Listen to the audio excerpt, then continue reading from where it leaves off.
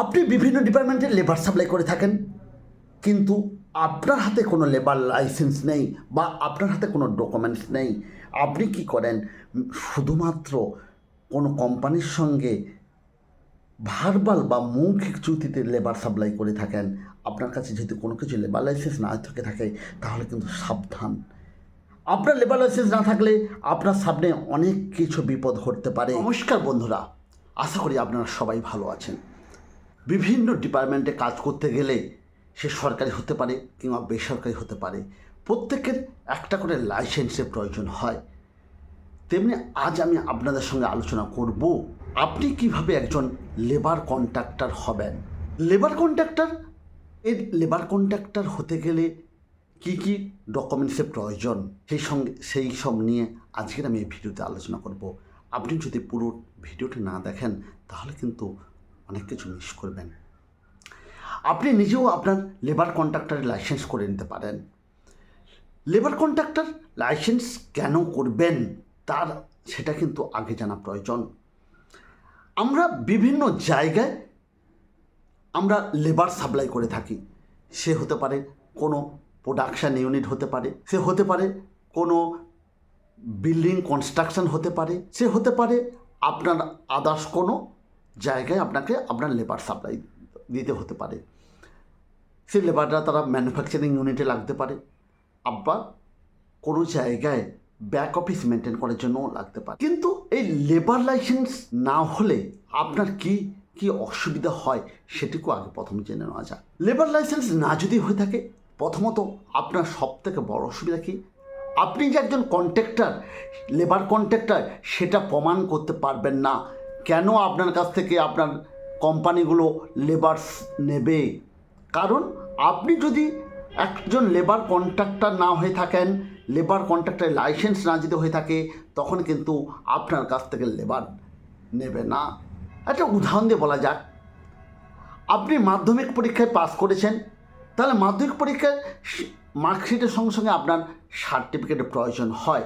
ঠিক তেমনি আপনার লেবার কন্ট্রাক্টর হতে গেলে আপনার একটা সার্টিফিকেট প্রয়োজন হয়, তবে কিন্তু আপনি লেবার কন্ট্রাক্টর হতে পারবেন। লেবার কন্ট্রাক্টর না হলে আপনাকে যেমন আপনার ডিপার্টমেন্ট কাজ দেবেন না, তেমনি আরেকটি অসুবিধা রয়েছে।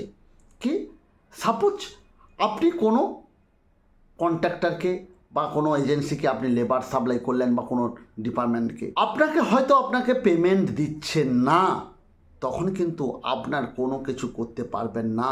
কারণ আপনি যেজন লেবার কন্ট্রাক্টর, সেটা কিন্তু আপনি ঠিকমতো প্রমাণ করতে পারেননি।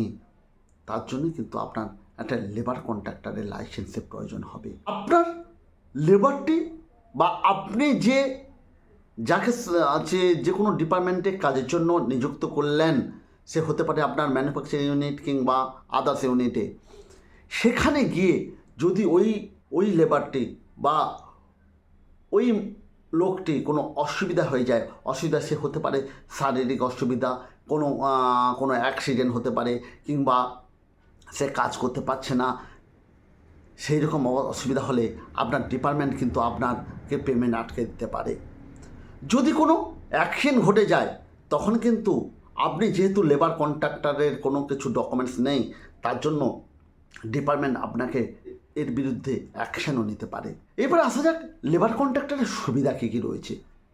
লেবার কন্ট্রাক্টরের সুবিধা রয়েছে, আপনার লেবার কন্ট্রাক্টর আপনি যখন লাইসেন্স রয়েছে, সঙ্গে সঙ্গে আপনাকে সমস্ত কোম্পানি আপনাকে আপনার লাইসেন্স অনুযায়ী কতজন লেবার কন্ট্রাক্টর, কতজন আপনি লাইসেন্স পেয়েছেন, তার উপরে ডিপেন্ড করে আপনাকে কিন্তু কাজ দেবে। 2 নম্বর, আপনার পেমেন্ট যদি কোনোভাবে আটকে রাখে, তাহলে কিন্তু আপনি আইনি ব্যবস্থা নিতে পারবেন। 3 নম্বর, লেবার কন্ট্রাক্টর হতে গেলে যা যা ডকুমেন্টসের প্রয়োজন হয়, সে সমস্ত ডকুমেন্টস থাকলে আপনি সেখানে ইএসআই, পিএফ সমস্ত কিছু থাকতে হবে।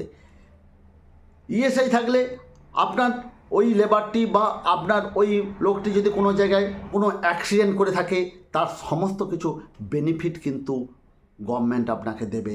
আপনি প্রাইভেট লেবার কন্ট্রাক্টর হতে পারেন। আপনার যদি অ্যাক্সিডেন্ট হয়ে থাকে, সঙ্গে সঙ্গে আপনার যে ইএসআই থাকলে ইএসআই দিয়ে সেই সমস্ত হসপিটালে আপনি মেডিকেল ট্রিটমেন্ট করতে পারবেন। কোনো অসুবিধা হলে আপনি কিন্তু সরকারিভাবে আপনি সুযোগ সুবিধা পেয়ে থাকবেন। আপনি হতে পারেন প্রাইভেট লেবার, তাহলে কিন্তু আপনি সুযোগ সুবিধা পেয়ে থাকবেন। এ তো গেল লেবার কন্ট্রাক্টরে আমি সুবিধা অসুবিধা নিয়ে আলোচনা করলাম। এরপরে আমি আসব লেবার কন্ট্রাক্ট করতে গেলে কি কি ডকুমেন্টসের প্রয়োজন হয়। সবার প্রথমে বলতে পারি আপনার একটা ট্রেড লাইসেন্স করতে হবে। ট্রেড লাইসেন্সে যখন করবেন তখন আপনি অতি অবশ্যই আপনি লেবার কন্ট্রাক্টর এই কথাটাকে উল্লেখ করবেন, না হলে কিন্তু আপনার হবে না। তাহলে প্রথমে আপনাকে একটা ট্রেড লাইসেন্স করতে হবে। ট্রেড লাইসেন্স করার পরে আপনার প্রফেশনাল ট্যাক্সের প্রয়োজন রয়েছে। প্রফেশনাল ট্যাক্স, তারপরে আপনার একটা জিএসটি রেজিস্ট্রেশন সার্টিফিকেট প্রয়োজন, একটা এমএসএমই সার্টিফিকেটের প্রয়োজন রয়েছে। এমএসএমই সার্টিফিকেট না হলে কিন্তু আপনাকে কিন্তু লেবার কন্ট্রাক্টর হিসাবে আপনার রেজিস্ট্রেশন কমপ্লিট করতে পারবেন না। একটি ফর্ম 5-এর প্রয়োজন। ফর্ম 5-এর প্রয়োজন, আপনি যে ডিপার্টমেন্টে কাজ করতে যাবেন তাদের কাছ থেকে একটা ফর্ম 5 নিতে হবে। এরপরে প্রয়োজন কি রয়েছে? এরপরে যদি আপনার ফর্ম 5 না হলেও আপনার চলবে, যদি আপনার ইএসআই থাকে। ইএসআই থাকলে কিন্তু আপনার ফর্ম 5 না হলেও চলবে। ইএসআই পিএফ কিন্তু অতি অবশ্যই প্রয়োজন। ইএসআই পিএফ করতে গেলে আবার আপনাকে 20 জন, কমপক্ষে 20 জন লেবারদের প্রয়োজন রয়েছে, তবে কিন্তু আপনি ইএসআই পিএফ করতে পারবেন। ইএসআই পিএফ এই কোটি ডকুমেন্টস থাকলেই আপনি কিন্তু আপনার লেবার লাইসেন্সের জন্য অ্যাপ্লিকেশন করতে পারবেন। এক্ষেত্রে একটা বলে রাখা ভালো, আপনার স্টেট গভর্নমেন্ট এবং সেন্ট্রাল গভর্নমেন্ট দুজনই কিন্তু আপনাকে লেবার লাইসেন্স ইস্যু করতে পারে। কিভাবে আপনি লেবার লাইসেন্স তৈরি করবেন তার জন্য সম্পূর্ণ একটি নতুন ভিডিও আমি আগামী সপ্তাহে আনতে চলেছি, কিভাবে আপনি লেবার লাইসেন্স নিজে করতে পারবেন। তাহলে আজকের আমি আপনাদের সঙ্গে আলোচনা করলাম একজন লেবার কন্ট্রাক্টর হতে গেলে আপনি কি কি করবেন, বা লেবার কন্ট্রাক্টরে কি কি সুবিধা রয়েছে, কি কি অসুবিধা রয়েছে, সমস্ত কিছু আলোচনা করলাম। যদি ভিডিওটি হেল্পফুল মনে হয় অতি অবশ্যই ট্যাক্স পয়েন্ট চ্যানেলটিকে সাবস্ক্রাইব করতে ভুল করবেন না। সাবস্ক্রাইব করলে আমরা অনেক উৎসাহ পাই নতুন নতুন ভিডিও তৈরি করার ক্ষেত্রে। তাহলে দেখা হচ্ছে পরবর্তীকালে নতুন ভিডিওতে।